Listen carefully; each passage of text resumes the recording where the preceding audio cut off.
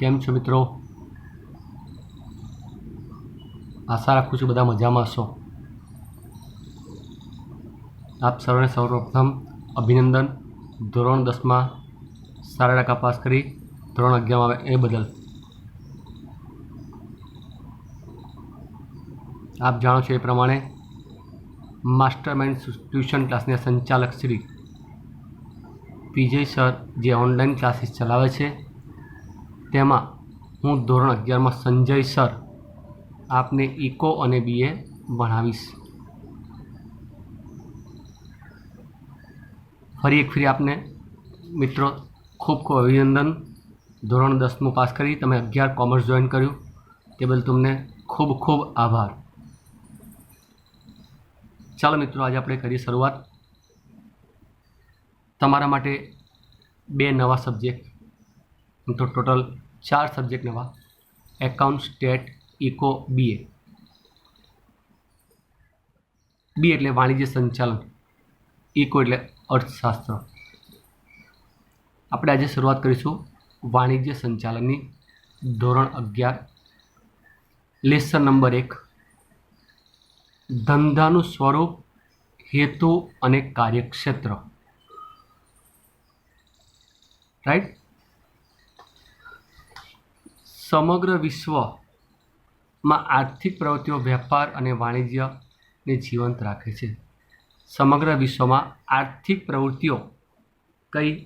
વેપાર અને વાણિજ્ય ને જીવંત રાખે છે।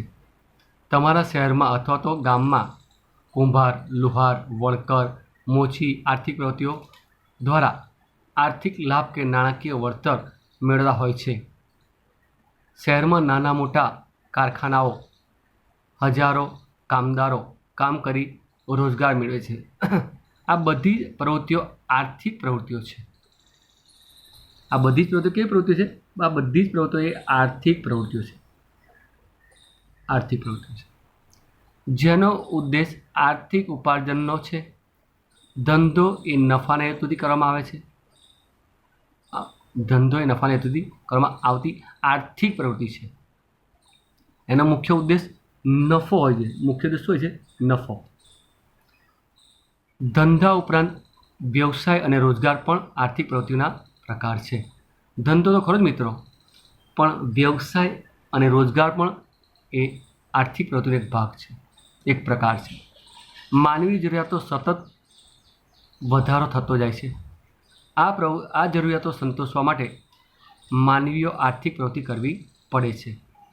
ઉદાહરણ તરીકે જોઈએ તો ખેડૂત અનાજનું ઉત્પાદન કરે છે,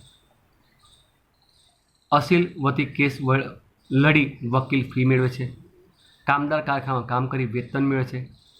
આ બધી જ પ્રવૃત્તિઓ પાછળનો ઉદ્દેશ નાણાકીય વળતર મેળવવાનો હોવાથી આ બધી જ પ્રવૃત્તિઓનો ઉદ્દેશ નાણાકીય વળતર મેળવવાનો હોવાથી આ પ્રવૃત્તિઓને આર્થિક પ્રવૃત્તિઓ કહેવામાં આવે છે।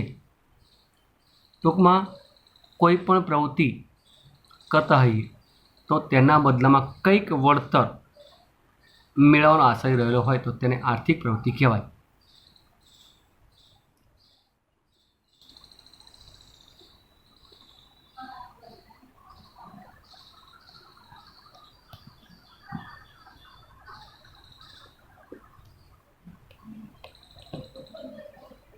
ચાલો બીજો પોઈન્ટ, સમાજમાં અમુક વ્યક્તિઓ આર્થિક લાભ અથવા નાણાકીય વળતર મેળવવાના હેતુથી સમાજમાં અમુક વ્યક્તિઓ આર્થિક લાભ અથવા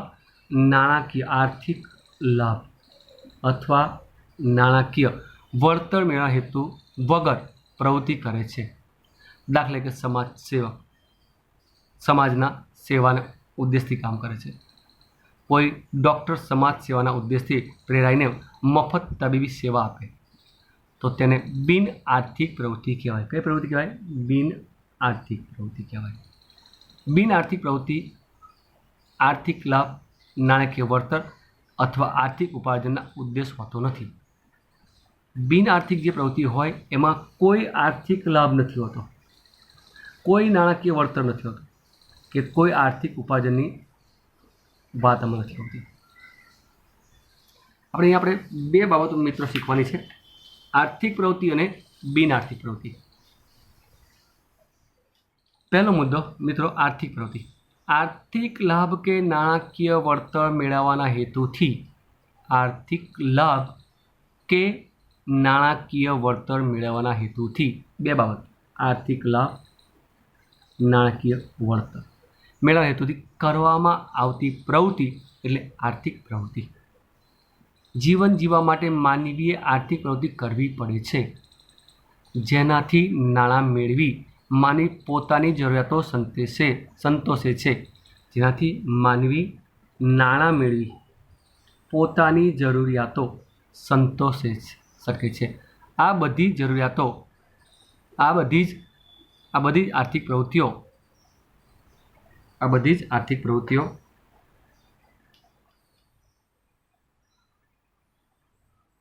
કરવી પડે છે, જેથી નાણાં મેળવી માનવીની તેની જરૂરિયાતો સંતોષી શકે. આથી બધી જ આર્થિક પ્રવૃત્તિઓ ફળદાયી પ્રવૃત્તિઓ કહેવાય છે. આથી બધી જ આર્થિક પ્રવૃત્તિઓ કહેવાય ફળદાયી પ્રવૃત્તિઓ કહેવામાં આવે છે. આર્થિક પ્રવૃત્તિ કરનાર બીજાની જરૂરિયાતો સંતોષીને પોતાના માટે આર્થિક લાભ મેળવે છે. ફરી મિત્રો યાદ રાખજો, આર્થિક પ્રવૃત્તિ કરનાર બીજાની જરૂરિયાતો સંતોષીને પોતાના માટે આર્થિક લાભ મેળવે છે. દાખલા ખેડૂત અનાજનું ઉત્પાદન કરી, વણકર કાપડનું ઉત્પાદન કરી, સુથાર ફર્નિચર ઉત્પાદન કરી સમાજના વિભિન્ન વર્ગની જરૂરિયાતો સંતોષે છે, તેમાંથી આર્થિક વળતર મેળવે છે. આજના આધુનિક યુગમાં આર્થિક પ્રવૃત્તિ કેન્દ્ર સ્થાને છે. આજનો જે આધુનિક યુગ છે એમાં આર્થિક પ્રવૃત્તિ કેન્દ્ર સ્થાન છે. કોઈ પણ વ્યક્તિએ જીવન જીવવા માટે આર્થિક પ્રવૃત્તિ કરવી જ પડે.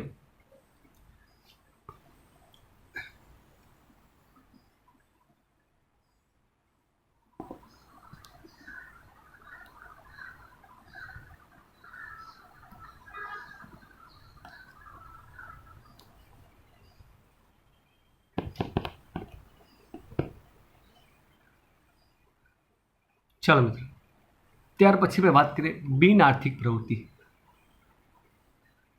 બિન આર્થિક પ્રવૃત્તિનો હેતુ નાણાકીય વળતર અથવા તો આર્થિક ઉપાર્જનનો હોતો નથી. સમાજમાં કેટલીક વ્યક્તિઓ નાણાકીય વળતર કે આર્થિક ઉપાર્જન મેળવવાના હેતુ વગર પ્રવૃત્તિઓ કરતા હોય છે.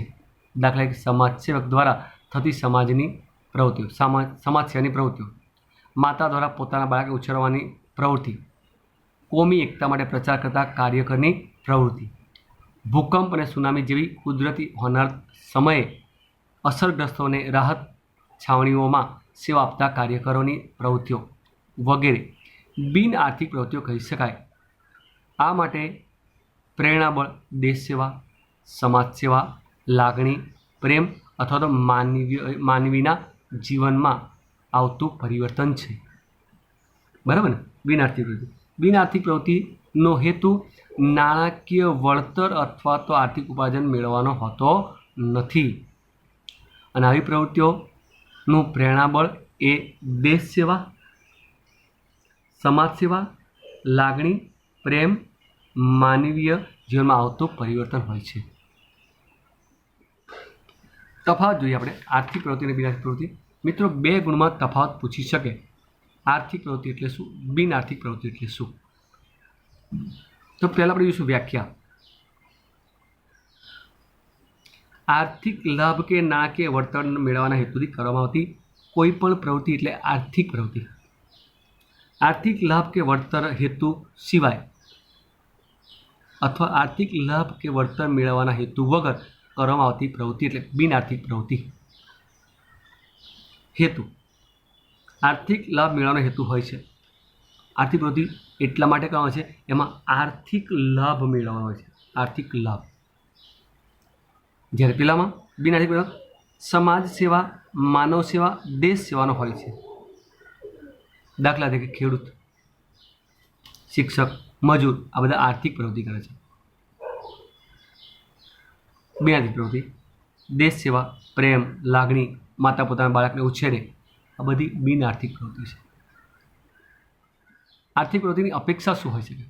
તો કે આર્થિક પ્રવૃત્તિ કરવાથી નફો, પગાર, ફી અને મહત્તમ સંપત્તિ મેળવવાની અપેક્ષા હોય છે. જ્યારે બિન આર્થિક પ્રવૃત્તિમાં દેશ સેવા, સમાજ સેવાની અપેક્ષા હોય છે. આર્થિક પ્રવૃત્તિના અલગ અલગ પ્રકાર છે. બિન આર્થિક પ્રવૃત્તિના કોઈ પ્રકાર નથી. આર્થિક પ્રવૃત્તિમાં ધંધો, વ્યવસાય અને રોજગાર એ મુખ્ય 3 પ્રકાર છે. જ્યારે બિન આર્થિક પ્રવૃત્તિના કોઈ પ્રકાર નથી. જોખમ અને અનિશ્ચિતતા. આર્થિક પ્રવૃત્તિમાં હંમેશા જોખમ અને અનિશ્ચિતતા રહેલી જ હોય છે. જ્યારે બિન આર્થિક પ્રવૃત્તિમાં કોઈ પ્રકારનું જોખમ કે અનિશ્ચિતતા રહેલા હોતા નથી. બીજું, સ્થળ. આજના યુગમાં આર્થિક પ્રવૃત્તિ કેન્દ્ર સ્થાને છે, જ્યારે આજના યુગમાં બિન આર્થિક પ્રવૃત્તિ એક ગૌણ સ્થાને છે. અત્યારે માત્ર સમાજમાં, દુનિયામાં પૈસો જ મહત્વની વસ્તુ છે, આર્થિક પ્રવૃત્તિ જ મહત્વની વસ્તુ છે.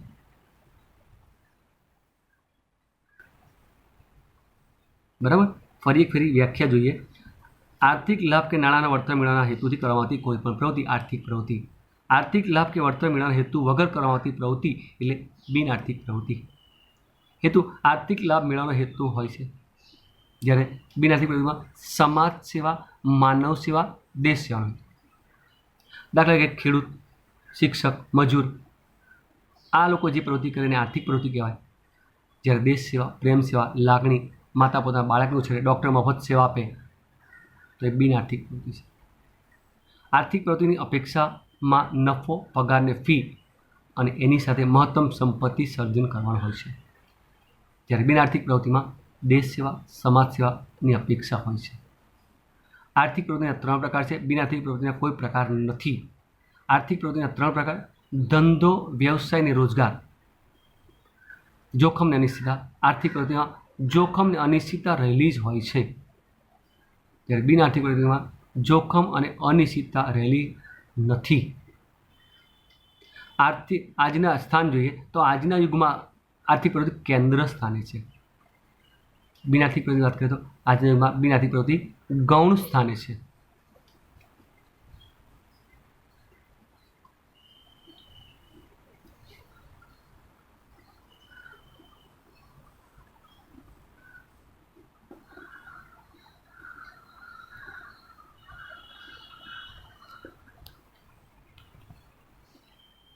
ચાલો મિત્રો, આર્થિક પ્રવૃત્તિના પ્રકાર વિશે જાણીએ.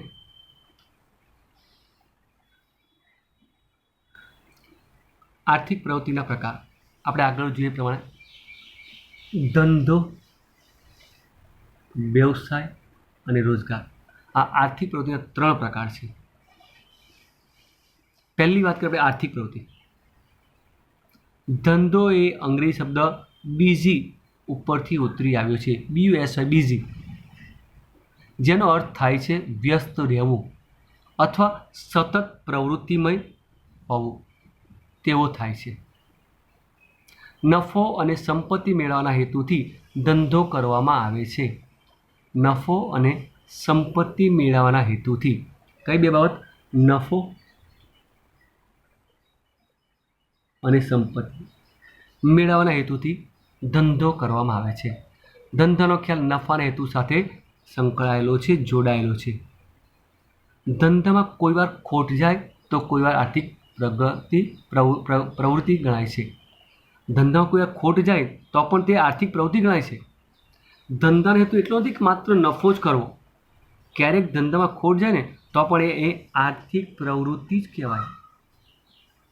ખોટ જાય છતાંય. ધંધાની ટૂંકી પણ સચોટ વ્યાખ્યા નીચે પ્રમાણે આપી શકાય. ધંધો એટલે નફાના હેતુથી કરવામાં આવતી કોઈ પણ કાયદેસરની આર્થિક પ્રવૃત્તિ. યાદ રાખજો મિત્રો, ધંધો એટલે નફાના હેતુથી કરવામાં આવતી કોઈ પણ કાયદેસરની આર્થિક પ્રવૃત્તિ. બ્રાઉન સુગર, ચરસ ગાંજો વેચીને આપણે જે પૈસા મેળવીએ તો એ આર્થિક પ્રવૃત્તિ નથી, કાયદેસરની પ્રવૃત્તિ નહીં, ગેરકાયદેસર છે. સરકાર દ્વારા એને લાયક ધંધો નથી ગણ્યો. હા, કોઈ વેપાર કરો છો, કરિયાણાનો બિઝનેસ કરો છો, ડૉક્ટર છો, કોઈ વ્યક્તિ છો તમે, તો એમાં ધંધાનો એટલે નફાનો હેતુ નફાનો હેતુ કરવામાં આવતી કોઈ પણ કાયદેસરની આર્થિક પ્રવૃત્તિ તો એને ધંધો કહેવાય. પણ તમે ગેરકાયદેસર રીતે 2 નંબરના ધંધા કરતા હોય તો એ ધંધો ના કહેવાય, કાયદેસર ધંધો નથી. હવે વાત કરીએ કે ધંધો એટલે શું? તો કે ધંધો એટલે નફાના હેતુથી કરવામાં આવતી કોઈ પણ કાયદેસરની આર્થિક પ્રવૃત્તિ. એમના હેતુઓ જોઈએ, નફાના લાક્ષણિકતાઓ. પહેલું, ધંધાનો સૌથી મહત્વનો હેતુ એ નફાનો હેતુ છે. ધંધાનો મૂળભૂત હેતુ આર્થિક પ્રવૃત્તિઓ દ્વારા નફો મેળવવાનો હોય છે. ધંધામાં નફો મળતો બંધ થાય તો ધંધો બંધ થવાનો નોબત આવે છે. ધંધાનો મૂળભૂત હેતુ આર્થિક પ્રવૃત્તિ દ્વારા નફો મેળવવાનો હોય છે. જો ધંધામાં નફો મળતો બંધ થાય ને તો ધંધો બંધ કરવાની પરિસ્થિતિ ઊભી થાય. ધંધાનું અસ્તિત્વ ચાલુ રાખવા માટે નફો અનિવાર્ય છે. ધંધાનું અસ્તિત્વ ચાલુ રાખવા માટે નફો અનિવાર્ય છે. વસ્તુ પડતર કિંમત કરતાં વધુ કિંમતે વેચવામાં આવે એટલે નફો કહેવાય. ધંધાની કાર્યક્ષમતા પણ નફાના માપદંડથી માપવામાં આવે છે. ધંધાની કાર્યક્ષમતાનો આધાર પણ નફો જ છે. માટે ધંધાની કાર્યક્ષમતાને પણ નફાના માપદંડથી જ માપવામાં આવે છે. નફો એ ધંધાની પારાશીશી છે. નફો એ શું છે? ધંધાની પારાશીશી. 2 ગુણનો સવાલ પૂછે પરીક્ષામાં.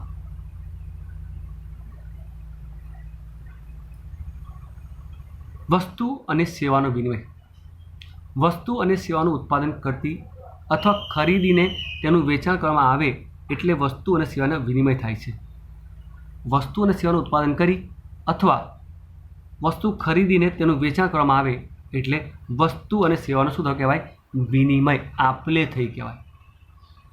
ધંધામાં વસ્તુ અથવા સેવાનો વિનિમય સંકળાયેલો હોય છે. ધંધો ત્યારે જ અસ્તિત્વમાં આવે જ્યારે વસ્તુ અને સેવાનો વિનિમય થાય ત્યારે. વસ્તુમાં ભૌતિક સ્વરૂપની અને સેવા અદ્રશ્ય કે અભૌતિક સેવાઓનો વિનિમય થાય છે. વસ્તુમાં મોટેભાગે ભૌતિક સ્વરૂપનું હોય જ્યારે સેવાનો એ મોટેભાગે અદ્રશ્ય કે અભૌતિક સેવાઓનો વિનિમય થાય છે. દાખલા તરીકે ઇલેક્ટ્રોનિક સાધનો ઉત્પાદન કરતી કંપની ભૌતિક વસ્તુનું વિનિમય કરે છે, જ્યારે વિદ્યુત સેવા પૂરી પાડતી કંપની સેવાનો વિનિમય કરે છે. તમે એન્કર કંપનીના ટ્યુબલાઇટ્સ છે, ફિલિપ્સની ટ્યુબલાઇટ્સ છે, આ બધી વસ્તુ લાવો છો તે ભૌતિક સ્વરૂપની છે, તમે એને જોઈ શકો, અડી શકો છો. પણ તમને ટોરેન્ટો અથવા જીબી જે વીજળી પૂરી પાડે છે એ કેવી છે? અભૌતિક સ્વરૂપની. એ કંપનીની સેવાનો વિનિમય કરે છે, સેવા આપે છે, બદલામાં તમારી પાસે એ બિલ લે છે. એટલે પહેલું નફાનો હેતુ, બીજું વસ્તુ અને સેવાનો વિનિમય થાય તો જ ધંધો થયો કહેવાય.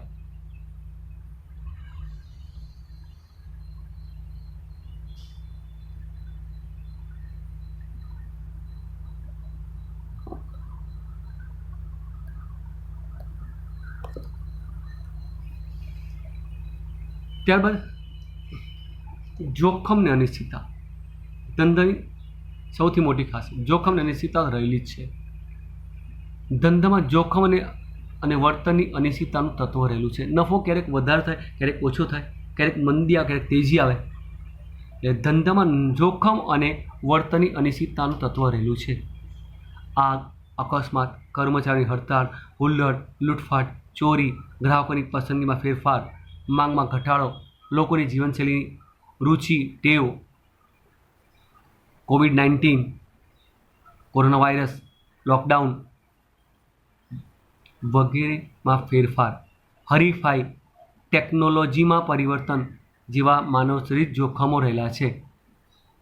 આ ઉપરાંત સુનામી, ધરતીકંપ, વાવાઝોડું જેવા કુદરતી જોખમો અને મેં તમને કીધું એ પ્રમાણે કોવિડ-19 બરાબર ને, એ પણ એક કુદરતી જોખમ છે. આ જોખમો ધંધાની આવક ઉપર વિપરીત અસર કરે છે. વિવિધ પ્રકારના જોખમોને કારણે ધંધામાં દ્વારા મળતું વળતર અનિશ્ચિત બને છે. વિવિધ પ્રકારના જોખમોને કારણે ધંધામાં મળતું જે વળતર છે એ કેવું બને? અનિશ્ચિત બને છે. ધંધાનો હેતુ નફો હોવા છતાં જોખમને કારણે કોઈકવાર ધંધામાં ખોટ પણ જાય છે અથવા નુકસાન પણ થાય છે. ધંધાનો હેતુ એ નફાનો હોવા છતાં ક્યારેક નુકસાન પણ ભોગવવું પડે છે. નુકસાન થાય એનો મતલબ એ નથી કે એ ધંધો નથી. તૃષ્ટિગુણનું સર્જન. વસ્તુ અથવા સેવાની ઉપયોગિતા દ્વારા તેનો વપરાશ કરનારને સંતોષ આપવો એટલે તૃષ્ટિગુણનું સર્જન. વસ્તુ અથવા સેવાની ઉપયોગિતા દ્વારા તેનો વપરાશ કરનારને સંતોષ આપવો એટલે તૃષ્ટિગુણનું સર્જન. સ્વરૂપ, સ્થળ અને સમય એમ 3 રીતે તૃષ્ટિગુણનું સર્જન થાય છે. કઈ બાબતો? 3 બાબત: સ્વરૂપ, સ્થળ અને સમય. આ 3 રીતે તૃષ્ટિગુણનું સર્જન થાય છે. કાચા માલનું તૈયાર માલમાં રૂપાંતર થાય અને તેને વપરાશ યોગ્ય બનાવવામાં આવે એટલે સ્વરૂપનું તૃષ્ટિગુણ સર્જન થાય છે. કાચો માલ હોય એને તૈયાર માલમાં રૂપાંતર થાય અને તેને વપરાશ યોગ્ય બનાવવામાં આવે એટલે સ્વરૂપ તૃષ્ટિગુણનું સર્જન થાય છે. માલના ઉત્પાદન સ્થળેથી ઉપભોક્તા સુધી એટલે કે ગ્રાહક સુધીના સ્થળ સુધી લઈ જવામાં આવે એટલે સ્થળ તૃષ્ટિગુણનું સર્જન થાય. કયા? સ્થળના તૃષ્ટિગુણનું સર્જન થાય છે. માલની જરૂરિયાત ન હોય ત્યારે તેનો સંગ્રહ કરી જરૂરિયાત સમયે પૂરો પાડવામાં આવે ત્યારે તે સમય તૃષ્ટિગુણનું સર્જન કરે છે.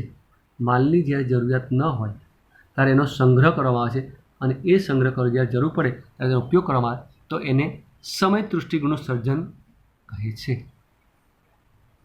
કાચા માલમાં તૈયાર માલમાં રૂપાંતર થાય, તેને વપરાશ યોગ્ય બનાવવામાં આવે તો એ સ્વરૂપ તૃષ્ટિગુણ કહેવાય. ઉત્પાદનના સ્થળેથી તૈયાર માલ ઉત્પાદન સ્થળેથી ઉપભોક્તા સુધી પહોંચાડવાના અથવા લઈ જવાના જે સ્થળ છે તેને સ્થળ તૃષ્ટિગુણનું સર્જન કહે છે. અને માલની જરૂરિયાત ન હોય ત્યારે તેનો સંગ્રહ કરી જરૂરિયાતના સમયે પૂરો પાડવામાં આવે ત્યારે તેને સમય તૃષ્ટિગુણનું સર્જન કહે છે.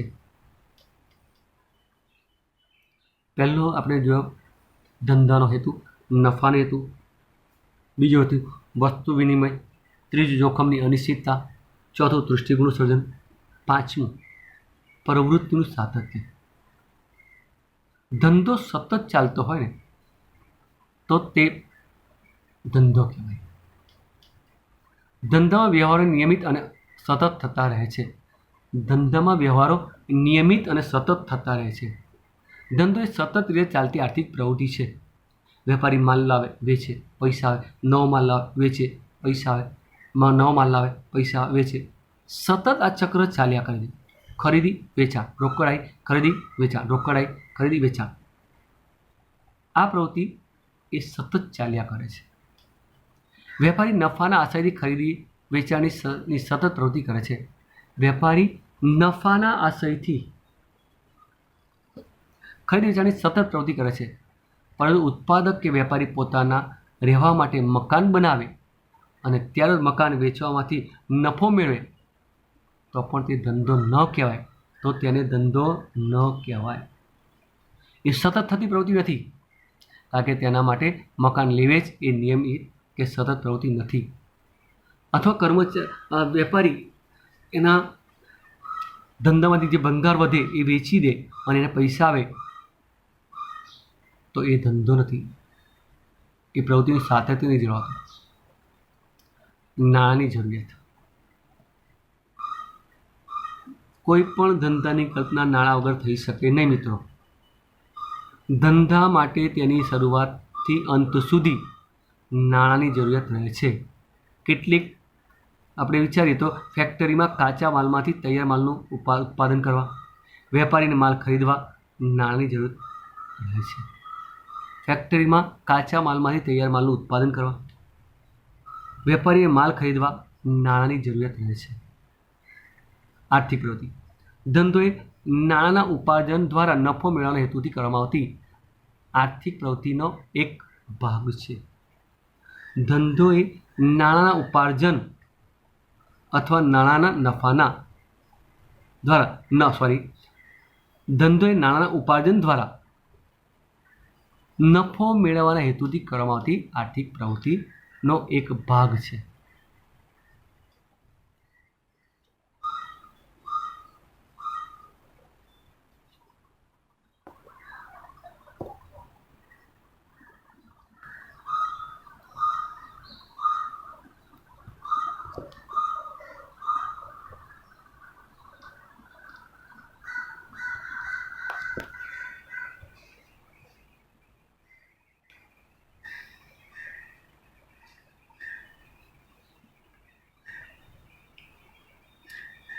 હવે વાત કરીએ મિત્રો ધંધાના હેતુઓ. ધંધાના હેતુની વાત આવે તો આર્થિક હેતુ, સામાજિક હેતુ બે મુખ્ય છે. આ સિવાય અન્ય પણ હેતુ હોઈ શકે. હેતુ: ધંધાનો પ્રાથમિક હેતુ નફો હોવા છતાં ગ્રાહકોમાં આવેલી જાગૃતિ, રાજ્યના નિયંત્રણો, બદલાતી પરિસ્થિતિના કારણે ધંધાને એક કરતાં વધુ હેતુઓ સ્વીકાર્યા છે. ધંધાનો મુખ્ય હેતુ એ કેવો છે? નફાનો છે.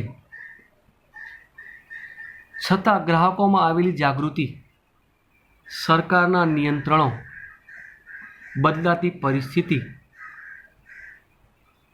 કારણે ધંધાના એક કરતાં વધુ હેતુઓ સ્વીકાર્યા છે. હવે આધુનિક જમાનામાં ધંધાના હેતુઓ આર્થિક અને સામાજિક એમ બે છે મુખ્ય. આમ તો સૌથી મોટો હેતુ નફાનો છે, પણ હાલના સમયમાં બે હેતુની વાત કરીએ, આર્થિક અને સામાજિક. આર્થિક હેતુ: નફાનો હેતુ. ધંધો એ આર્થિક પ્રવૃત્તિ હોવાથી ધંધામાં રોકાયેલી મૂડી ઉપર વાજબી વળતર મળી રહેવું જોઈએ. નફા. ધંધો એ આર્થિક પ્રવૃત્તિ હોવાથી ધંધામાં રોકેલી મૂડી ઉપર વાજબી વળતર મળી રહેવું જોઈએ. આ વળતર એટલે જ નફો. કોઈ વસ્તુની ખરીદી 50 રૂપિયામાં, આપણે વેપારી 50 રૂપિયા વસ્તુ લાવ્યા અને 95 વેચીએ તો આપણે જે મૂડી રોકી હતી એના કરતાં 5 વધારે મળ્યા. એ વાજબી વળતર મળવું જોઈએ ને એ વળતર એટલે જ નફો. ધંધાના માત્ર અસ્તિત્વ માટે જ નહીં, પરંતુ ધંધાના વિકાસ માટે ધંધાએ નફો કમાવો અનિવાર્ય છે. માત્ર ધંધાના અસ્તિત્વ માટે નહીં કે ધંધો આપણો અસ્તિત્વના કારણે ચાલ્યા કરે, પણ ધંધાના વિકાસ માટે ધંધાનો નફો કમાવો અનિવાર્ય છે. નફો એ ધંધાનું પ્રેરક બળ, કાર્યક્ષમતાની પારાશીશી અને જીવન રક્ત છે. નફો એ ધંધાનું શું છે? પ્રેરક બળ છે. નફો એ ધંધાની કાર્યક્ષમતાની પારાશીશી છે, માપદંડ છે અને જીવન રક્ત છે. જેમ શરીરમાં લોહી ફરતું રહે એમ આપણું શરીર જીવંત રહે છે, એ તો ધંધામાં નફો ફરતો રહે, નફો મળતો રહે, તેમ ધંધો આગળ વિકાસ પામે, ધંધાનું અસ્તિત્વ ટકી રહે. આજે મહત્તમ નફાના સ્થાને વાજબી નફાનો ખ્યાલ સ્વીકારવામાં આવે છે. એક સમય તો ઉત્પાદક માત્ર મહત્તમ નફાનો જ વિચાર કરતો હતો. આપણે ઉપર જોઈએ તેમાં ગ્રાહકની જાગૃતિ, સરકારના નિયંત્રણો, બદલાતી પરિસ્થિતિને ધ્યાનમાં રાખીને હવે મહત્તમ નફો ઉત્પાદક ધ્યાનમાં નથી રાખતો, વાજબી નફાના ખ્યાલનો સ્વીકાર કર્યો છે. વાજબી નફો કમાવાને કારણે ધંધાકીય એકમ સમાજમાં સ્વીકૃતિ મેળવવા સાથે હરીફાઈમાં ટકી રહે છે. જો ધંધો નફો મેળવવાના હેતુથી પણ વાજબી નફો મેળવવાના હેતુથી જો કરવામાં આવે તો સમાજમાં સ્વીકૃતિ મેળવવા સાથે હરીફાઈમાં ટકી પણ રહે છે. બીજું, મહત્તમ સંપત્તિનું સર્જનનો હેતુ. નફાનો હેતુ ધંધાની વાર્ષિક કમાણી સાથે સંબંધ ધરાવતા ટૂંકા ગાળાનો ખ્યાલ છે. નફાનો હેતુ એ ધંધાની આર્થિક કમાણી સાથે સંબંધ ધરાવતો એ ટૂંકા ગાળાનો ખ્યાલ છે. મહત્તમ સંપત્તિના સર્જનનો હેતુ લાંબા ગાળાનો હોય છે. લાંબે ગાળે ધંધાની સંપત્તિમાં વૃદ્ધિ થાય તેવી યોજના સ્વીકારવામાં આવે છે. સમય જતાં ધંધામાં નફો થાય છે, પણ લાંબા ગાળે નવી સંપત્તિનું સર્જન થાય તેવી યોજનાઓ સ્વીકારવામાં આવે છે. આ માટે ધંધા એ મંદી જેવા સંજોગોમાં નફો કમાવાનો હેતુ જતો કરીને ધંધાની સંપત્તિ ટકાવી રાખવી પડે છે. મહત્તમ સંપત્તિના સર્જનનો હેતુ ધંધાના માલિકના આર્થિક લાભ સાથે સંકળાયેલો છે. મહત્તમ સંપત્તિ જેમ વધે એમ ધંધાના માલિકની આર્થિક સદ્ધરતા વધે, એનો લાભ વધતો જાય. અન્ય આર્થિક હેતુઓ. અન્ય આર્થિક હેતુઓમાં ધંધાની આર્થિક પ્રગતિ, વિકાસ કરો, બજારનો વિસ્તાર કરો, ઉપલબ્ધ સાધન શક્ય હોય તેટલો શ્રેષ્ઠ ઉપયોગ કરવો, આધુનિક ટેકનોલોજી અપનાવવી, આ પણ હેતુઓ છે. આ થયા આર્થિક હેતુઓ. એમાં નફાનો હેતુ, મહત્તમ સંપત્તિનું સર્જન હેતુ અને અન્ય હેતુ આર્થિક પ્રગતિ કરી, વિકાસ કરવો, બજારનો વિસ્તાર કરવો, ઉપલબ્ધ સાધનનો શક્ય એટલો શ્રેષ્ઠ ઉપયોગ કરવો, આધુનિક ટેકનોલોજી અપનાવવી વગેરે. સામાજિક હેતુ, સમાજના લાભ થાય તે માટે ધંધો કેટલાક સામાજિક હેતુઓને પણ પ્રાધાન્ય આપે છે. અને એ બાબત ધ્યાન રાખવાની કે સમાજ વગર ધંધાનું અસ્તિત્વ નથી. સમાજ છે તો ધંધો છે. ધંધો છે સમાજ નથી, સમાજ છે તો ધંધો છે. સમાજ વગર ધંધાનું અસ્તિત્વ શક્ય નથી મિત્રો. આથી ધંધાના નફા ઉપરાંત આ હેતુઓનું મહત્ત્વ સ્વીકારતું થયું છે. આજે મોટી મોટી કંપનીઓ નફાના ઉપરાંત સામાજિક હેતુને પણ ધ્યાનમાં રાખે છે. ધંધાના સામાજિક હેતુઓ એ નીચે મુજબ છે.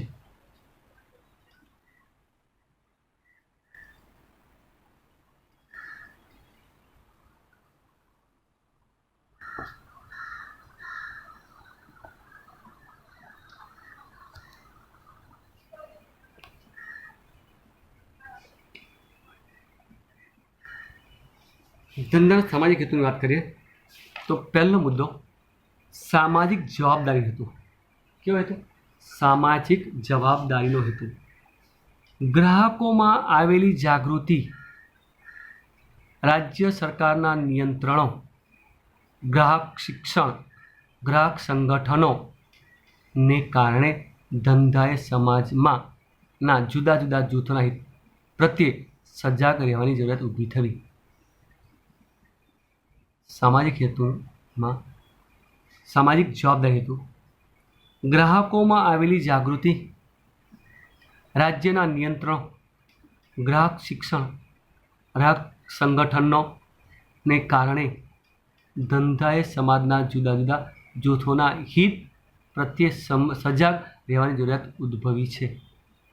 સમાજના જુદા જુદા જૂથો કે વિભિન્ન વર્ગો જેવા કે માલિક, કર્મચારી, ગ્રાહક, લેણદાર, સરકાર વગેરે ધંધાકીય એકમ સાથે સંકળાયેલા હોય છે.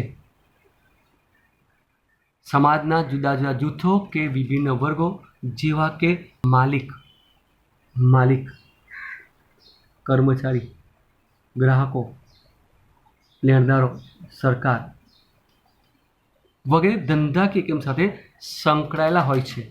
અને આ દરેક જૂથના ધંધા સાથેના હિતો જુદા જુદા હોય છે. આ જુદા જુદા જૂથોના હિતોના ખ્યાલ ધંધાકીય એકમે રાખવા જરૂરી છે. અને આ દરેક અલગ અલગ જૂથના હિતોનો ખ્યાલ એ ધંધાકીય એકમે રાખવો પડે છે. પર્યાવરણની જાળવણી, કર્મચારી કલ્યાણ, કારખાના ધારો, ગ્રાહક સુરક્ષા ધારો વગેરે ધંધાએ પાલન કરવું પડે છે. બીજો મુદ્દો રોજગારીની તકો પૂરી પાડવાનો હેતુ. બેરોજગારીનું પ્રમાણ દિન પ્રતિદિન વધતું જાય છે. જેમ સમય જાય છે એમ બેરોજગારી વધતી જાય છે. રોજગારીની નવી તકો ઊભી થાય તે હેતુથી કેટલાક ધંધાકીય એકમોની સ્થાપના કરવામાં આવે છે. લોકોને રોજીરોટી મળી રહે અને એ હેતુથી કેટલાક ધંધાકીય એકમની શું કરવામાં આવે છે? સ્થાપના કરવામાં આવે છે. દાખલા તરીકે ખાદી અને ગ્રામ ઉદ્યોગ પંચ દ્વારા રોજગારીની તકો વધે તેવા ઉદ્યોગોની પસંદગી કરવામાં આવે છે. રોજગારીની તક મળે તે હેતુથી પછાત વિસ્તારમાં ધંધાકીય એકમોની સ્થાપનાને પસંદગી આપવામાં આવે છે. બેરોજગારોને રોજગારની તકો ઊભી થાય એટલા માટે પછાત વિસ્તારોમાં ધંધાકીય એકમની સ્થાપના કરવામાં આવે છે, જેથી પછાત વિસ્તારના લોકોને રોજગારી મળે અને એ વિસ્તારનો વિકાસ થાય. ત્રીજો મુદ્દો ગુણવત્તાવાળી વસ્તુ અને સેવા પૂરી પાડવાનો હેતુ. સમાજના લોકો તેમની જરૂરિયાત સંતોષી શકે અને સરળ રીતે ઉપલબ્ધ થાય તે રીતે ગુણવત્તાયુક્ત વસ્તુ અને સેવાઓ પૂરી પાડવાનો હેતુ હોય છે.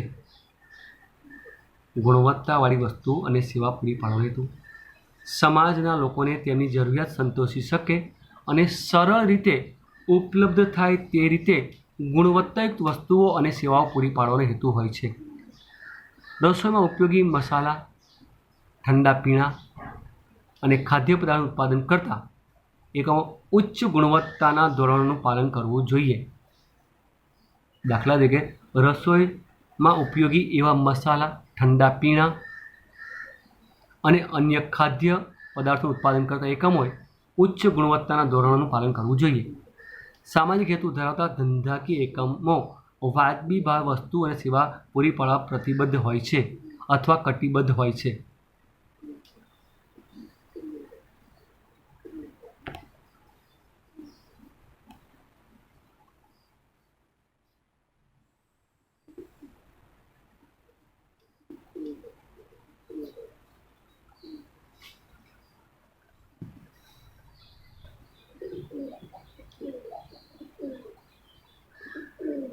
સામાજિક હેતુઓ ધરાવતી ધંધાકીય એકમો વાજબી ભાવ વસ્તુ અને સેવા પૂરી પાડવા પ્રતિબદ્ધ હોય છે. દાખલા વસ્તુનું વેચાણ પછી ગ્રાહકના ઘર સુધી વસ્તુઓ પહોંચતી કરવી, વસ્તુની ગુણવત્તા ગોઠવણી કરવી વગેરે. વાજબી વેપારી રીત રસમો અનુસરવાનો હેતુ વસ્તુના કાળાબજાર, વસ્તુનો સંગ્રહ કરવો, ગેરમાર્ગે દોરતી જાહેરાતો વગેરે ધંધા માટે અયોગ્ય રીત રસમ ગણવામાં આવે છે. કઈ બાબતો? વસ્તુના કાળાબજાર, વસ્તુનો સંગ્રહ કરવો, ગેરમાર્ગે દોરતી જાહેરાતો ધંધા માટે અયોગ્ય રીત રસમો ગણવામાં આવે છે. જરૂરિયાતવાળી વસ્તુઓની કૃત્રિમ અછત ઊભી ન કરવી જોઈએ. ગ્રાહકો અને સમાજના કલ્યાણ માટે ધંધાકીય એકમ વાજબી વેપારી રીત રસમો અનુસરવાનો હેતુ રાખે છે. અન્ય સામાજિક હેતુઓમાં ધંધાકીય એકમે સમાજમાં પોતાની આગવી ઓળખ પ્રાપ્ત કરવી, ઉત્પાદન ક્ષેત્રે નવા સંશોધનો હાથ ધરવા, રાષ્ટ્રના આર્થિક વિકાસમાં મદદરૂપ થવું અને તે માટે સરકારશ્રીને સહકાર આપવો, કર્મચારીઓ વિવિધ રીતે ઉત્તેજન પૂરા પાડવા અને તેમના માટે કલ્યાણકારી યોજનાઓ અમલમાં મૂકવી.